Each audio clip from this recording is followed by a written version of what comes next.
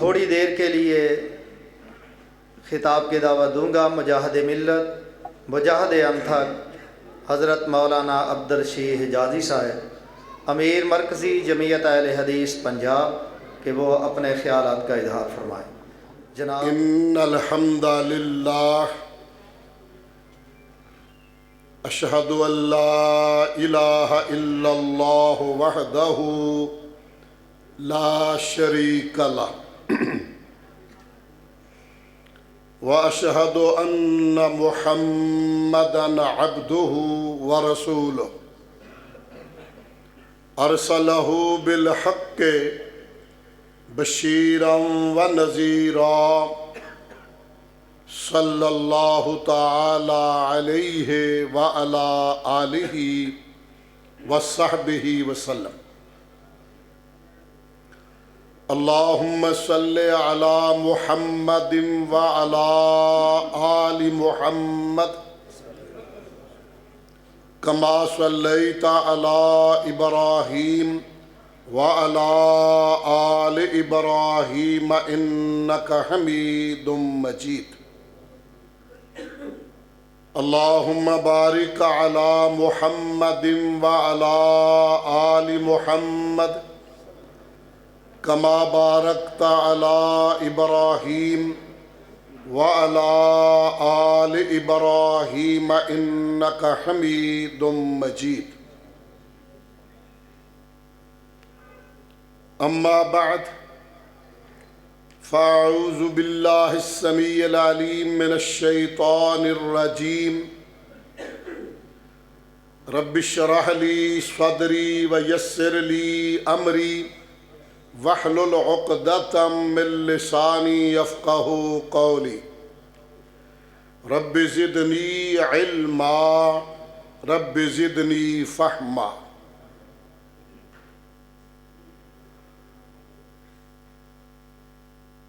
قال اللہ تبارک و تعالی فی کلامہ المجید بسم اللہ الرحمن الرحیم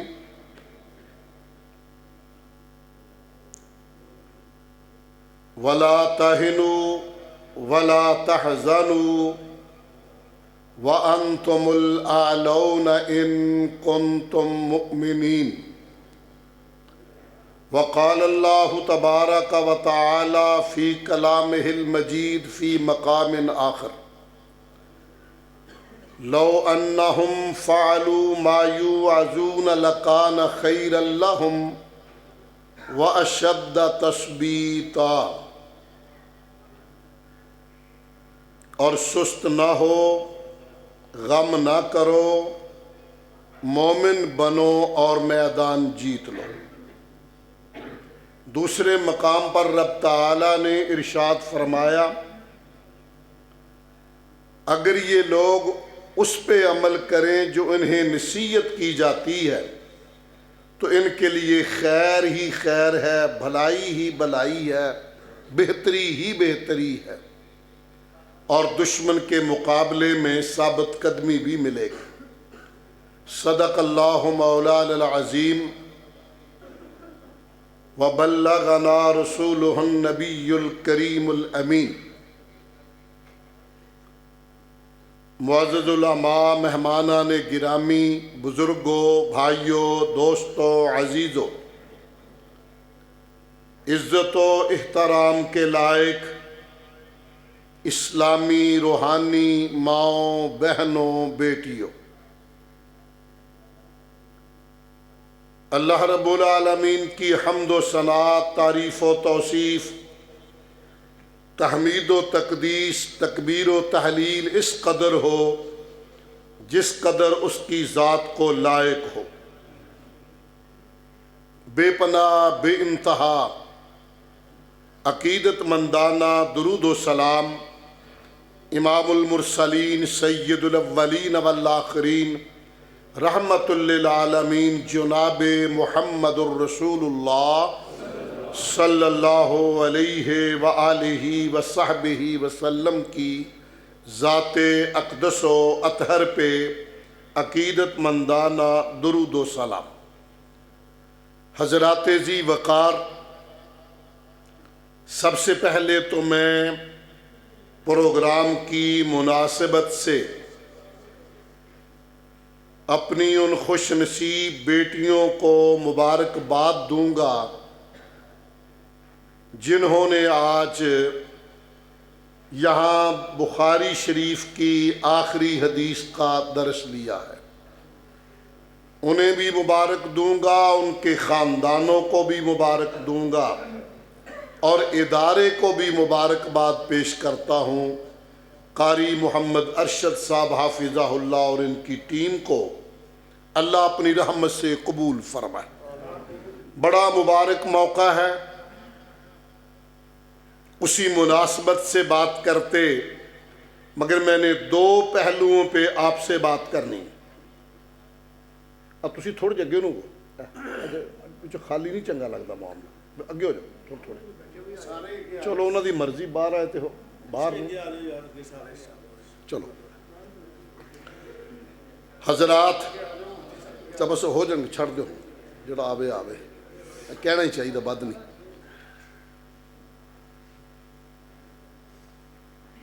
بچیوں کو بیٹیوں کو مبارکباد دینے کے بعد،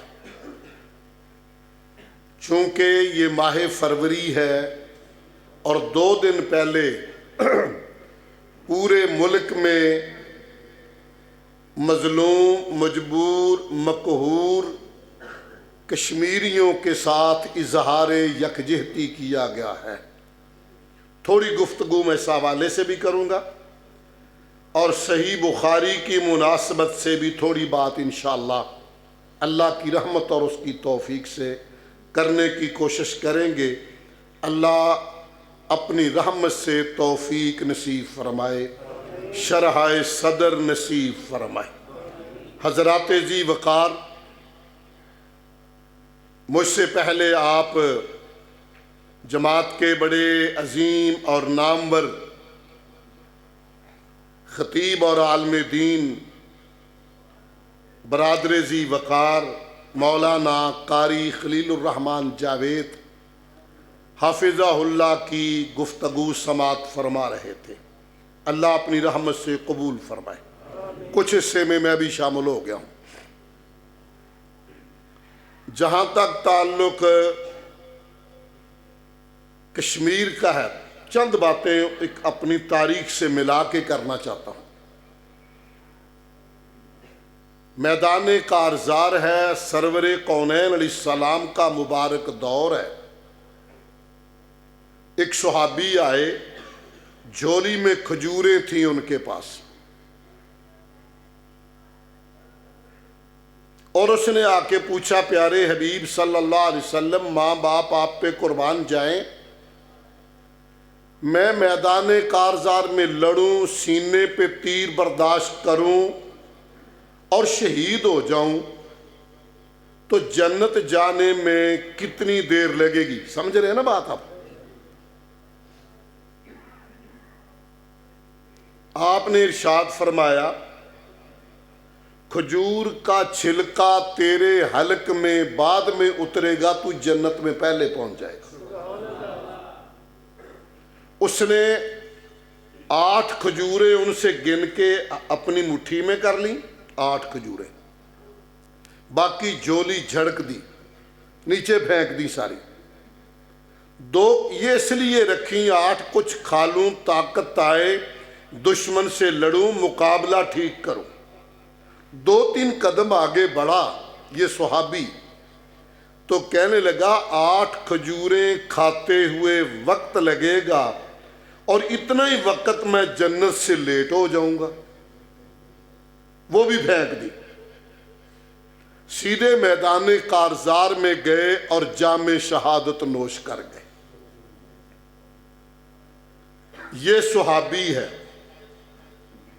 اور بالا کوٹ میں انگریز نے جسے وہابی کہا، میں لفظ انگریز کا کہہ رہا ہوں، بمانا باغی کے، یہ مجاہد کھیر پکا رہا تھا، کھیر پک گئی، تیار ہو گئی، اردو میں چمچ، پنجابی میں ڈوئی، یہ ہوئی ہے نا، وہ اس نے ڈالی ہوئی تھی، تو اتنے میں کسی نے کہا، سکھ خاندان سکھ آ گئے، سکھوں سے ہی مقابلہ تھا۔ اس نے وہ چمچ ایک ہاتھ میں پکڑا، ایک ہاتھ میں اپنا اسلحہ لیا، وہیں پہ کھیر کو چھوڑا، دوڑتا ہوا آگے بڑھا اور کہا اب کھیر جنت میں جا کے کھائیں گے۔ آگے بڑھا اور جام شہادت نوش کر گیا۔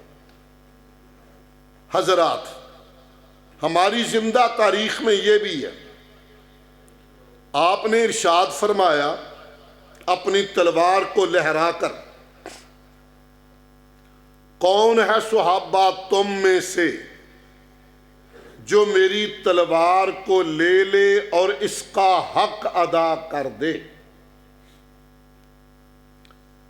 صحابی حضرت ابو دجانہ رضی اللہ عنہ، وہ پوچھتے ہیں اس کا حق کیا ہے؟ میری پارٹی بھی بیٹھی ہے ماشاءاللہ، اور سمجھ رہے ہیں نا سارے ہم ماشاءاللہ، اس دیر وقت شوئی دی پنجابی اردو ہر شاہ پیجنے، الحمدللہ، خیر دی۔ حضرات، حضرت ابو دجانہ نے درخواست کی، پیارے اس کا حق ہے کیا؟ آپ نے فرمایا اس سے لڑے، دشمنوں کی گردنیں کاٹے، خون بہاتا جائے، لاشیں لگاتا جائے، یہاں تک کہ یہ تلوار ٹوٹ جائے۔ یہ اٹھے اور عجیب انداز میں درخواست کی، الفاظ ذرا دماغ میں رکھنا، عرض کی پیارے یہ تلوار مجھے تھما دیں، دعا آپ فرما دیں، توفیق میرا اللہ دے، حق میں ادا کروں گا۔ لفظ سارے غور سے سنے نا، تلوار مجھے تھما دیں، دعا آپ فرما دیں، توفیق اللہ دے دے، حق میں ادا کروں گا۔ آپ نے تلوار دی تو اس طرح چلے پنجوں پہ جس طرح سکھلایا ہوا گھوڑا اس موقع پہ چلتا ہے۔ صحابہ نے تعجب سے دیکھا ابو دجانہ کو کیا ہو گیا ہے، تکبر کی چال چل رہا ہے؟ تکبر تو اللہ کو پسند نہیں۔ آپ نے فرمایا صحابہ، ابو دجانہ کی چال میں تکبر نہیں، یہ تو رعب ہے، دشمن کو ڈرانے والی چال ہے۔ ابو دجانہ کی چال پہ مجھے ناز ہے، میرا رب بھی راضی ہے۔ حضرات ذی وقار، جب وطن عزیز پاکستان بن رہا تھا، اس کو میں اختصار سے رکھوں گا، وطن عزیز بن رہا تھا، اصول یہ تھا کہ جس خطے میں مسلمانوں کی آبادی زیادہ ہے وہ پاکستان میں شامل ہوں گے، جس میں ہندو زیادہ ہے وہ ہندوستان میں شامل ہوں گے۔ کشمیر میں مسلمانوں کی اکثریت تھی، 95% سے زائد مسلمان تھے، مگر یہاں کا فرما روا یا حکمران گورنر جو تھا وہ سردار تھا، سکھ تھا، وہ چاہتا تھا کسی طریقے سے اس کو انڈیا کے ساتھ ملا دے۔ میں اللہ کا شکر بجا لاتے ہوئے یہ بات کرنے لگا ہوں، یہ سارا کشمیر متنازع ہو گیا۔ مجاہدین میں سے ہمارے بابا جی صوفی عبداللہ رحمہ اللہ کے استاذ اور جماعت کی عظیم ہستی مولانا فضل الہی وزیر آبادی رحمت اللہ علیہ، اجازت طلب کی بانی پاکستان سے۔ بانی پاکستان نے فرمایا میں نے تو chief of army staff general Gracey تھا اس وقت، اس سے کہا تھا حملہ کر دو، کشمیر لے لو، یہ ہمارا ہے، ہمارے ساتھ زیادتی ہو رہی ہے۔ مگر بدقسمتی سے جنرل گریس نے کہا میرے لیے آپ کا آرڈر اتنا مؤثر نہیں جتنا لارڈ ماؤنٹ بیٹن کا ہے، وہ انگریز کا، وہ نہ لڑا۔ مجاہدین آگے بڑھے، لڑے، یہ موجودہ آزاد کشمیر انہوں نے آزاد کر لیا۔ اجازت مانگی، جناب اجازت دے دو، باقی حصہ بھی انشاءاللہ ہم لے لیں گے۔ مگر بدقسمتی سے کچھ اپنوں ہی سے غلطیاں ہوئیں، مجاہدین کو اجازت نہ دی گئی اور عیار اور مکار ہندو نے جلدی سے معاملات سلامتی کونسل میں پہنچایا، یو این او میں۔ یو این او بنیادی طور پہ ملکوں کے اندر فساد روکنے کے لیے، جنگیں روکنے کے لیے بنایا گیا ادارہ، مگر میں بڑے دیدہ دلیری سے کہوں گا کہ یہ ادارہ غیر جانبدار نہیں رہا، بلکہ امریکہ کی باندی اور لونڈی بن کر یہ ادارہ جانبدار ہو چکا ہے۔ دیکھیں، پوری صدی گزر گئی، قراردادیں وہیں پڑی ہیں، استصواب رائے وہیں پڑا رہا، اور میں سلام پیش کرتا ہوں کشمیر کی بہادر قوم کو۔ آپ تصور نہیں کر سکتے، سچی بات یہ ہے، 3 نسلیں ہو گئی ہیں کشمیر کی، وہ خون بہائے جا رہے ہیں، موقف سے پیچھے نہیں ہٹے۔ پچھلے دنوں میں ہمارے پرائم منسٹر جناب عمران خان صاحب امریکہ گئے، آپ کو حافظے میں ہوگا، اس وقت یہ صدر کلنٹن تھا۔ اس نے کہا میں تمہاری ثالثی کرتا ہوں، فیصلہ میں کر دیتا ہوں انڈیا اور پاکستان کا، کشمیر کی ثالثی میرے ذمہ آئی۔ ہمارے وزیروں نے یہاں آسمان سر پہ اٹھا لیا، کمال کر دی جناب، اس نے ثالثی مان لی ہے۔ ہمیں تو اس وقت بھی تعجب ہو رہا تھا، مجھے یاد ہے میں نے خود دیکھا برطانیہ کے اندر راچ ڈیل شہر میں ایک روڈ پہ ہم جا رہے تھے، ایک کبوتر ایک گاڑی میں لگا اور زخمی ہو گیا۔ مولانا محمود قاسم اکاڑے کے وہاں خطیب ہیں، بڑے اچھے خطیب ہیں، دیسی بندہ ہے، سادہ راوی والا، وہ پاس تھا، اس کو گواہ بنایا، باقاعدہ ایمبولنس آئی، کبوتر کو لے گئے، جا کے علاج کیا، کبوتر ٹھیک ہو گیا۔ مولانا محمود قاسم صاحب کو ٹیلی فون آیا کہ جناب آپ فلاں جگہ پہ پہنچیں، آپ کبوتر کے زخمی ہونے کے گواہ ہیں۔ میں وہاں گیا، اس کے ہے کمبلی قوم، میں گواہی منو کیا سور کدھر آتے ہیں، کہ آپ آئیں، وہ جگہ بتائیں تاکہ ہم چھوڑیں اور یہ اپنے خاندان میں چلا جائے۔ اس نے ہمارے والا صاحب اللہ میں کدھر نکاح پڑھایا ہوا میں کو سورے بلا کدھر آئی دی فیملی آگا ویلی دی چمونگے سے پتا دی آگا فیملی چیری دی آگے چھتا گواہ دی راشا کنا بیا ٹیلی پون را آگلی دی تانے نا اوی چھتا راضی یا دا پولیس راضی استا دا پارا اس نے کہا آ جاتا ہوں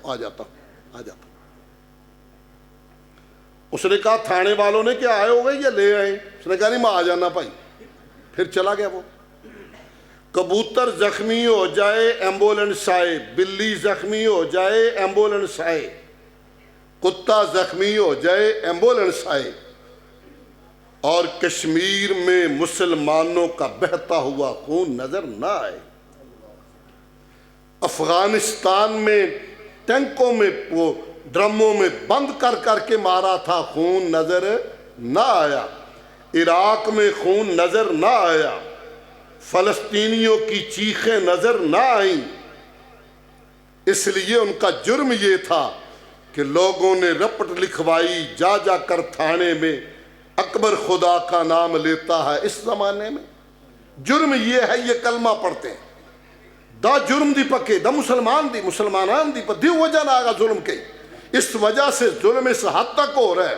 حضرات توجہ فرمائیے، ابھی 2 مہینے پہلے مقبوضہ کشمیر، پہلے تو وہ ثالثی آپ کو پتہ ہے، یہ کی نا ہے دا مودی، اس سرے دا یہودی، مودی نے اس کی وہ اصلیت ہی بدل دی۔ 370(35)A یہ قانون تھا کہ کوئی کشمیریوں کے علاوہ کشمیر میں رقبہ نہیں خرید سکتا، نہ رہائش رکھ سکتا ہے۔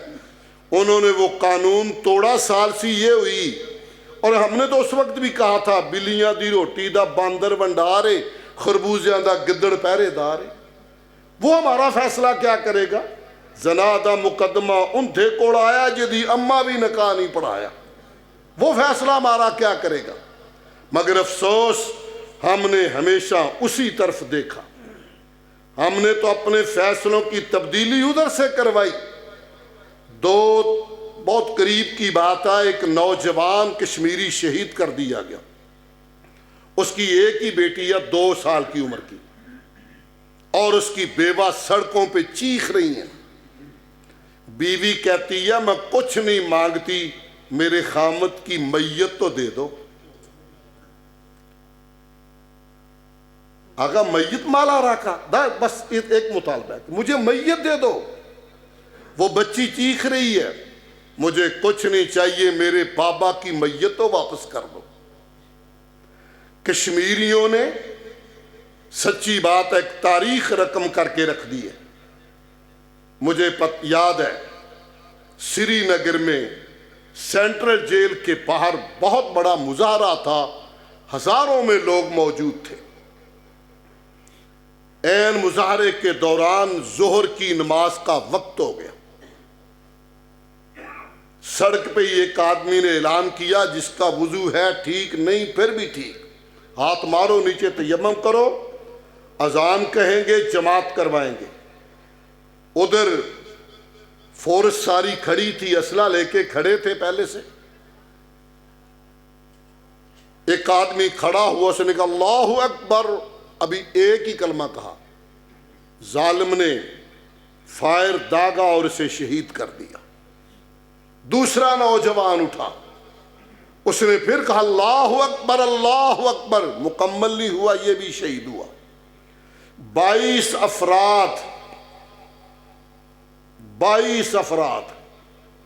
شہید ہو گئے، پھر اذان مکمل ہوئی۔ مگر انہوں نے اذان مکمل کر دی، دنیا کی انوکھی اور نرالی اذان یہ ان کشمیری لوگوں نے کی ہے۔ حضرات آج بھی بچے سکول جاتے ہیں، انہیں مار دیا جاتا ہے، اور وہ بابا بوڑھا سلمان گیلانی بیچارہ جس نے آدھی سے زیادہ زندگی جیل میں کاٹ دی، جب بھی کوئی میت ہوتی پاکستان کے پرچم میں لے کے وہ نعرہ عجیب طریقے سے لگاتا تھا، وہ کہتا تھا کشمیر بنے گا پاکستان۔ وہ گولیاں مارتے تھے، جرم ان کا یہ ہے، وہ کہتے ہیں کشمیر بنے گا پاکستان، یہ جرم ہے۔ حضرات مگر بڑی معذرت سے 2-3 نقصان ہوئے۔ پہلا تو ہندوستان نے ظلم کیا، قانون توڑا، وہاں کی عدلیہ خاموش، UN خاموش، عالمی برادری خاموش، بلی اور کبوتر کا علاج کرنے والے خاموش، ہیومن رائٹس والے خاموش، سب نے آنکھیں بند کی ہوئی ہیں، کسی کو نظر نہیں آ رہا کس طرح بیچاروں پہ ظلم کیا جا رہا ہے۔ مگر میں آج بظاہر مایوسی ہے، وہ ہم سے بھی مایوس ہو چکے ہیں۔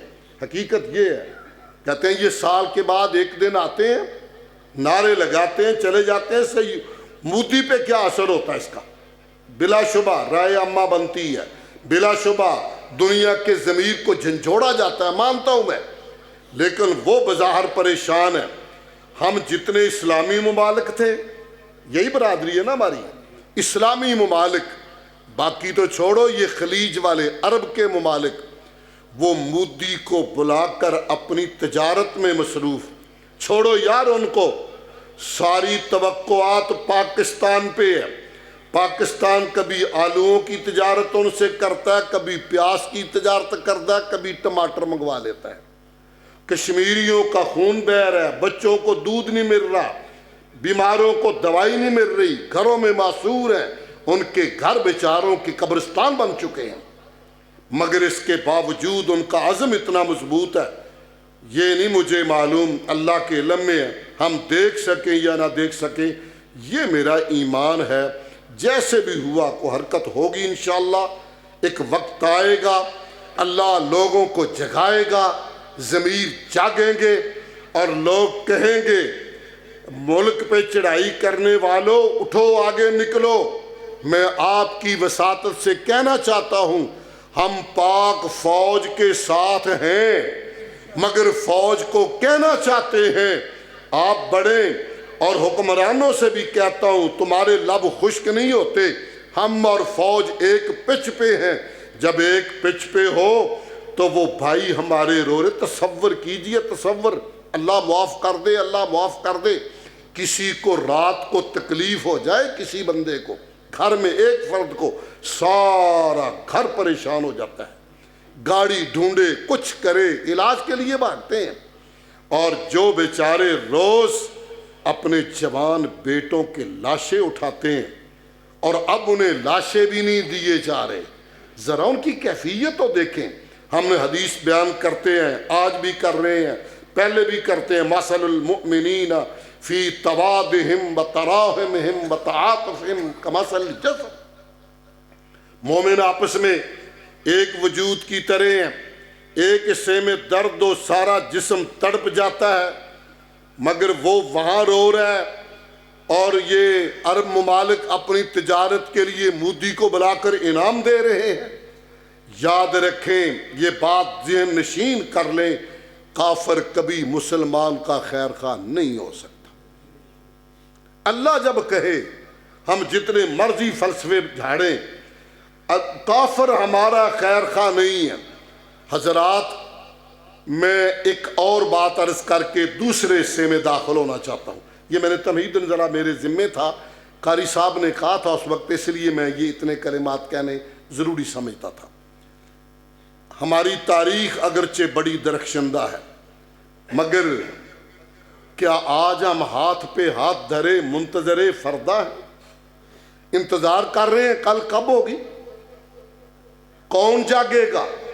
میں بچوں سے لے کے بوڑھوں تک اور جوانوں کو بالخصوص کہنا چاہوں گا، ہم ایک ٹیمپو بنائیں، یہ سے 5 فروری تک نہ رکھیں، اس کو چلائیں اور دباؤ دیں، جناب یہ ایٹم بم ہم نے شیخ رشید کی شادی پہ چلانا ہے، چوہے مارنے کے لیے رکھا ہے۔ مجھے پتہ ہے اب جنگ ہوگی تو خطرناک اور خوفناک ہوگی، ہم جنگ مانگتے نہیں، مسلمان مصیبت نہیں مانگتا، ذہن میں رکھیں، مگر یہ بھی کہنا چاہتا ہوں ایٹمی پاور پاکستان ہو مسلمانوں میں، اور کشمیری چلا چلا کے رو رو کے بل کے مر جائیں، کوئی ان کا پرسان حال ہی نہ ہو۔ بلکہ پچھلے دنوں میں جب آزاد کشمیر کے پہلے وزیر اعظم نے اعلان کیا تھا چلو نکلو، ہم سرحد کراس کر کے پیدل نکلتے ہیں، انہیں دوائیاں تو پہنچائیں، روٹی تو پہنچائیں، لڑیں گے مریں گے، جو ہوگا سو ہوگا۔ فوری طور پہ ہماری حکومت نے کہا جو ادھر قدم رکھے گا وہ پاکستان کا دشمن ہوگا، یا لا اینڈ آرڈر کے مسائل کھڑے ہوں گے، مسئلہ گڑبڑ ہوگا۔ حضرات ٹھیک ہے، لا اینڈ آرڈر کے مسائل ہم نہیں بناتے، مگر یہ تو کہنا چاہتے ہیں ان غریبوں کا کوئی پوچھنے والا ہے جو گھروں میں بند ہے۔ ہمارا لاک ڈاؤن ہوا تو کیا حال ہو گیا تھا پتہ آپ کو؟ لاک ڈاؤن میں ان کو 2 سال ہو گئے ہیں کرفیو نافذہ بیچاروں پہ، جمعہ نہیں پڑھنے دیا جاتا، نماز کے لیے مسجد میں نہیں جا سکتے، دوائی کے لیے دکان پہ نہیں جا سکتے، دودھ لینے کے لیے باہر نہیں جا سکتے۔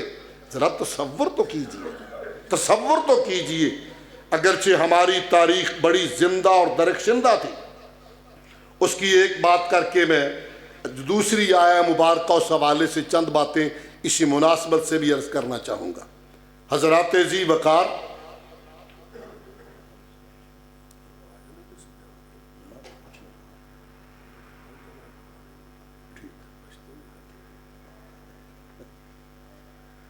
ماشاءاللہ میں نے ان سے تسلی کی ہے پی کی سوچ ہے تے کتھے جے بلوچ ہے، انہوں نے کہا قریب دی اپروچ ہے، 10-15 منٹ تک پہنچ جائے گا۔ چلو میں اس لیے پوچھ لیا کہ میں اپنی بات اس طریقے سے شروع کروں تاکہ وہ پہنچ جائے آسانی سے۔ آ رہا ہے برا بلوچ، برا عمدہ پہ نہیں جانا، کیوں روٹی کھا کے جانا کہ باقی تو گلاں بات نہیں ہیں، پیٹ نہ پئیاں روٹیاں سب گلاں کھوٹیاں، یہ تو بڑی سیدھی جی گل ہے۔ حضرات توجہ فرمائیے، ہندوستان کے زمانے میں انہی مجاہدین کو جب اس قدر پریشان کیا گیا، آج بھی مسئلے کا حل جہاد میں نکلے گا، اور میں علا وجہ البصیرت کہتا ہوں قوم ٹریننگ نہ ہونے کے باوجود کشمیری بھائیوں کے لیے تیار ہے، انشاءاللہ انشاءاللہ ماشاءاللہ۔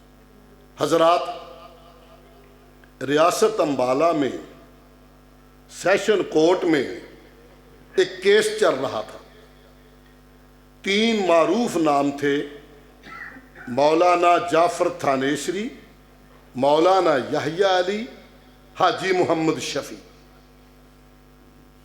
سیشن کورٹ نے جس دن فیصلے کا اعلان کرنا تھا، فیصلے کی تاریخ تھی، سارا کچہری کا احاطہ سکھوں، انگریزوں، مسلمانوں سے بھرا ہوا تھا۔ معروف کیس تھا کہ آج پتہ چلے گا وہابی مولویوں کا فیصلہ کیا ہوتا ہے۔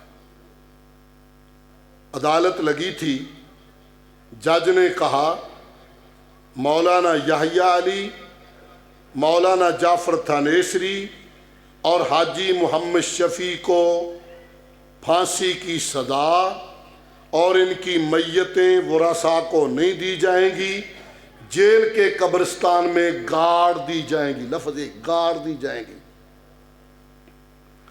باقیوں کے لیے الگ سزا کا اعلان کیا۔ مولانا جعفر تھانیسری MA LLB تھے، خود اپنا کیس لڑ رہے تھے، سن کے چہرہ چمک اٹھا، جج نے سمجھا کہ صوفی نو سر نہیں لگی، جج ویچ شاید دا صوفی صاحب تا پتہ نہ چلی دا سی فیصلہ کرے دا، اگر موت والا فیصلہ کرے دے کہنے بدھی ہو جانا، اگر پریشان شوئی دی تو سیدھی دیر خوشحال دی پکے۔ اس نے بولا کیا بات ہے مولانا جعفر، فیصلہ سمجھ گئے ہو؟ کہا جی سمجھ گیا ہوں۔ کہا کیا سمجھے ہو؟ کہا یہ سمجھا ہوں کہ مسلمان کی موت کا فیصلہ جج نہیں کرتا، مسلمان کی موت کا فیصلہ رب کرتا ہے۔ اللہ کے لیے مشکل نہیں، میں زندہ ہوں گا اور تیرا جنازہ جا رہا ہوگا۔ بہت غصے میں آیا، فیصلہ ریپیٹ کیا، دہرایا،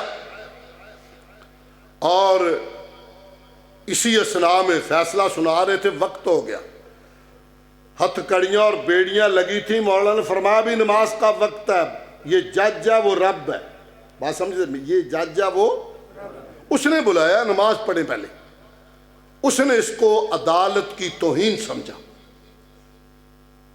نماز انہوں نے پڑھ لی، وہیں پہ پڑھ لی، اسی حالت میں پڑھ لی۔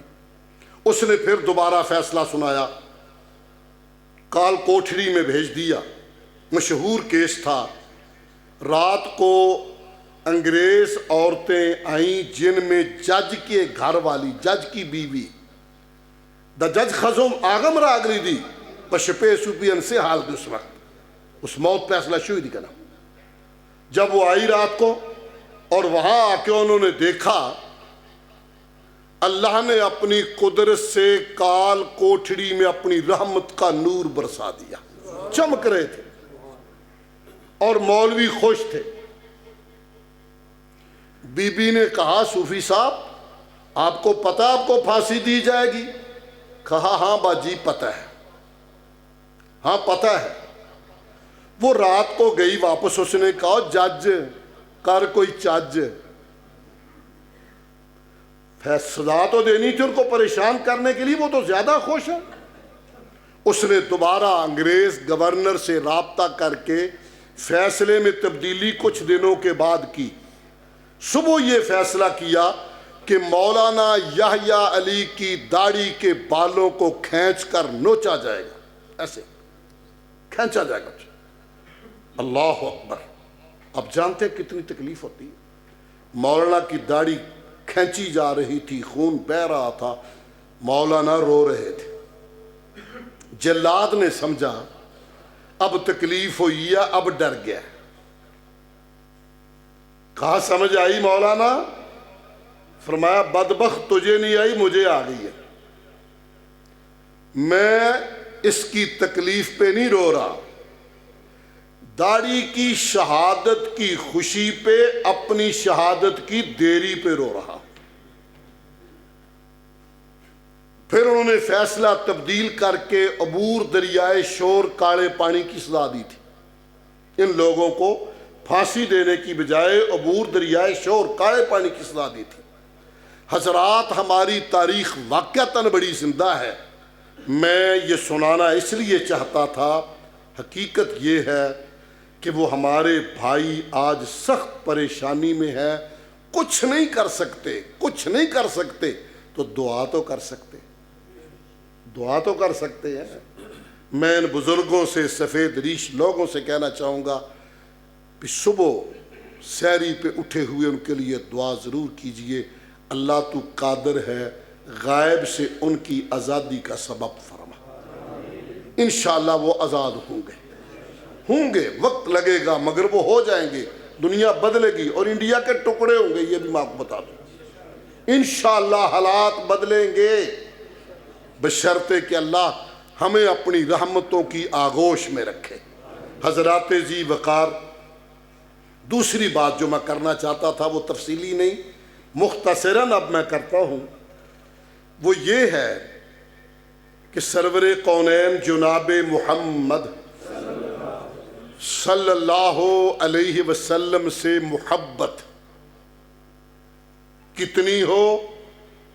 سارے جہان سے زیادہ۔ سمجھ رہے ہیں بات؟ حضور سے محبت کتنی ہو؟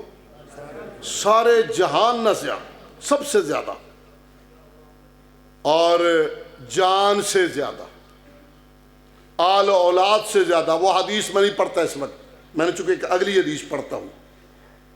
حضرات ذی وقار، حضور سے محبت شرعی فریضہ ہے، حضور کی محبت فرض ہے، جس دل میں حضور کی محبت نہیں وہ دل ایمان سے خالی۔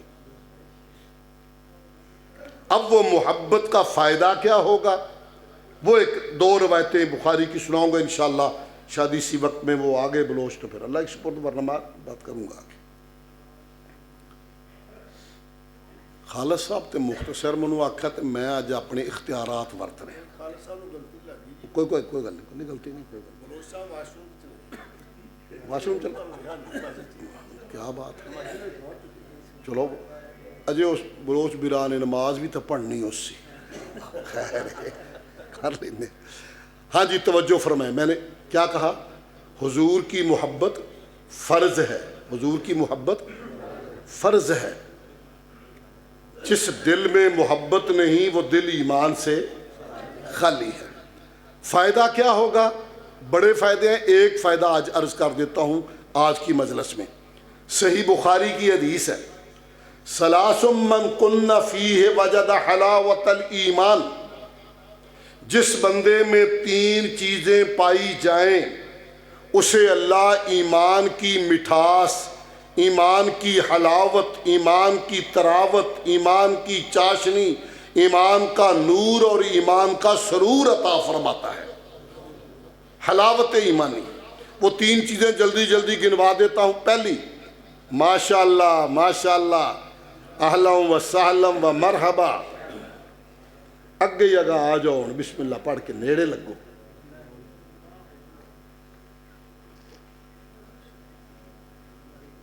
ماشاءاللہ، اہلا اہلا اہلا۔ دا قاری یاسین بلوچ دی اس بیدہ خطابی کے دڈے ٹھیس پنجابی کے انشاءاللہ تپی جنے، ہاں یہ پنجابی میں کریں گے، اشاروں سے آپ سمجھ جائیں گے، ترجمہ آپ کو آ جائے گا، کچھ میری برادری بھی آئے۔ حضرات، حدیث پوری کروں ذرا جلد۔ تین چیزیں ہوں، درے سیزودہ نہ دوک سڑے کی اشتہ دی، آغا تا اللہ پاک ایمانی حلاوت ورکے، اور ایمانی حلاوت ڈر خش ہے دی پوچھو۔ چلیے وہ کیا ہے؟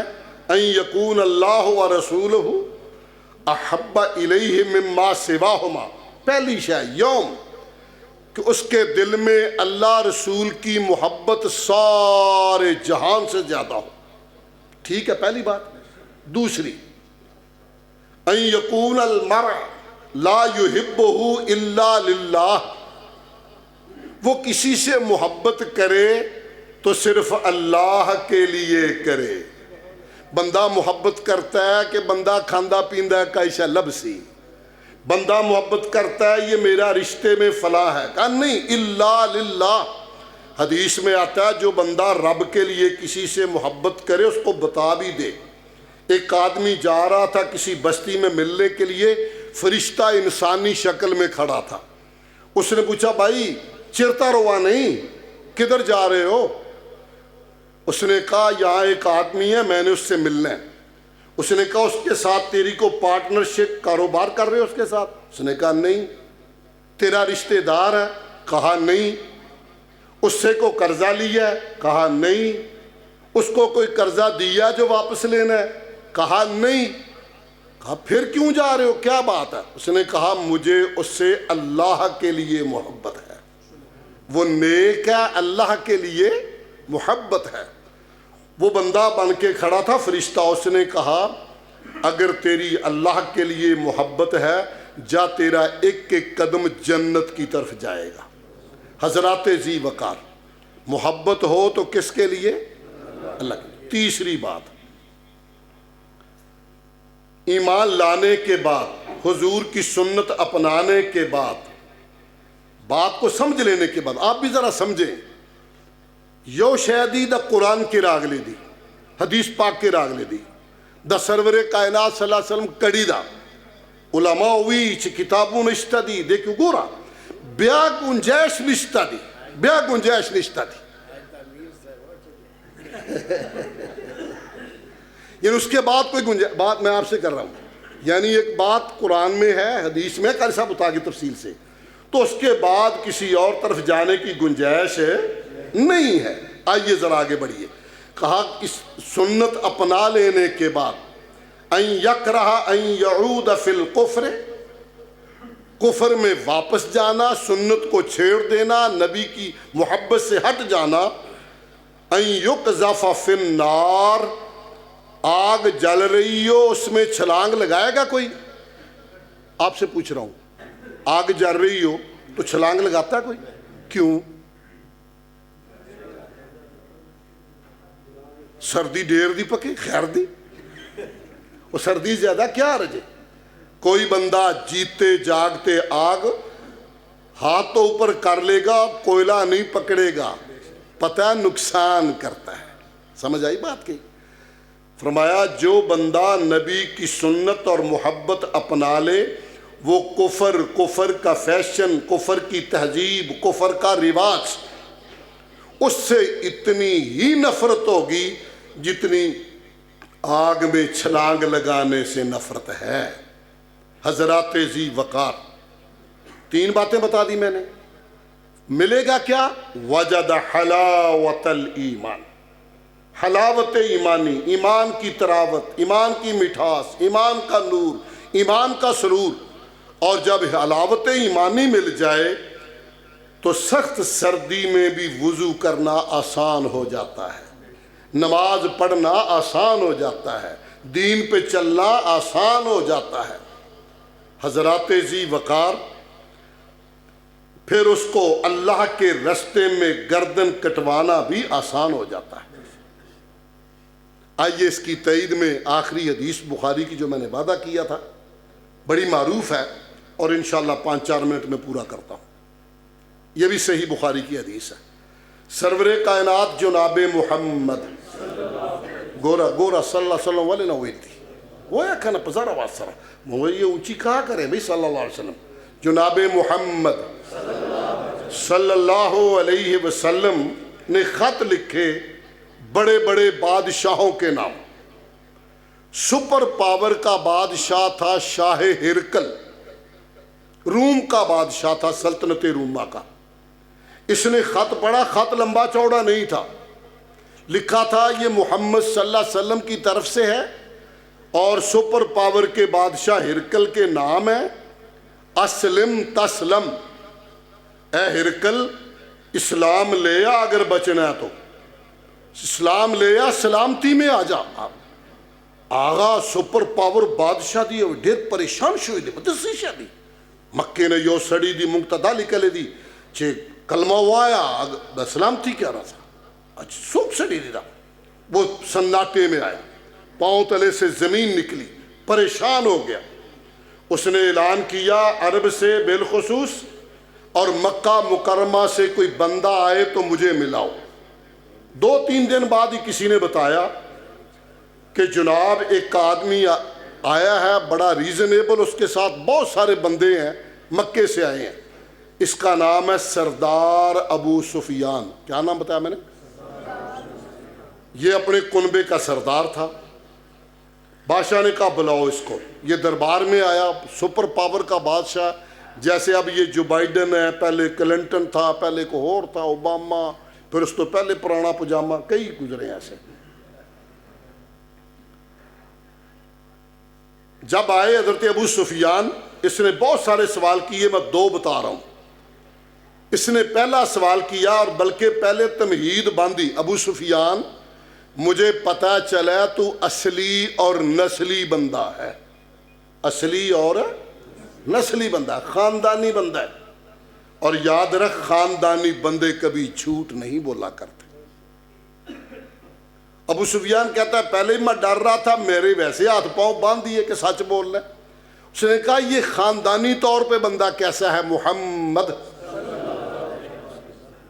کہتا فینا ذو نسب شاہ ہرکل ہم میں سب سے اونچے خاندان کا یہ بندہ ہے غٹا خاندان دیا گا ڈیر عزت والا خاندان دی اونچے خاندان کا بندہ ہے یہ دوسرا سوال اس نے جو کیا باقی چھوڑ دیتا ہوں اس نے کہا یہ بتاؤ حل یرتد احد سختۃ لدینہ کیا